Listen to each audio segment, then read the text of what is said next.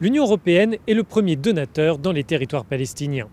Dans le cadre d'une coopération bilatérale, les États membres disposent d'une enveloppe de plus d'1 milliard d'euros pour la période 2017-2020. Ces fonds ont pour objectif de renforcer la stabilité socio-économique et la gouvernance dans la région. Dans l'optique d'éventuelles élections, l'autorité palestinienne demande en plus à l'Union européenne une aide technique pour faciliter la tenue du scrutin. C'est peut-être un pas de plus vers la tenue d'élections dans les territoires palestiniens. Le Hamas, qui dirige la bande de Gaza, se dit prêt à participer au scrutin, un choix salué par l'autorité palestinienne et qui pourrait annoncer une désescalade des tensions entre les responsables. Le Premier ministre veut cependant des assurances et souligne les obstacles. Nous souhaitons la tenue d'élections. Nous avons deux difficultés pour ce scrutin, deux problèmes. L'un est que nous avons besoin de l'accord du Hamas pour permettre à Gaza de participer. Le second est qu'Israël doit donner son accord pour que Jérusalem puisse participer. Malgré de nombreuses résolutions de l'ONU, Israël considère l'ensemble de la ville de Jérusalem comme sa capitale.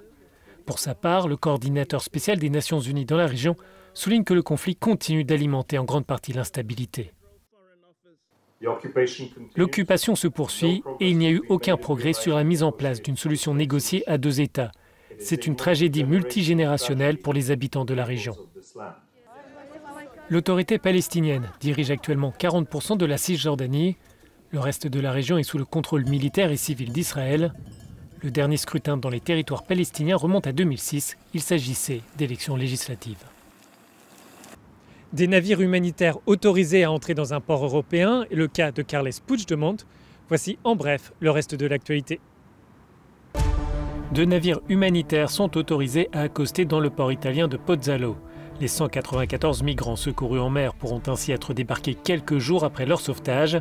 Ces demandeurs d'asile seront ensuite accueillis par la France, l'Allemagne et l'Italie, comme convenu dans le cadre d'un compromis conclu en septembre entre les trois pays et Malte. L'Espagne se dit prête à prendre des mesures si la Belgique refuse d'extrader Carles Puigdemont. Les avocats de l'ancien président catalan ont obtenu un report de l'audience, prévu désormais le 16 décembre. La justice espagnole a émis un troisième mandat d'arrêt européen à l'encontre de Carles Puigdemont. Les deux premières procédures n'avaient pas abouti.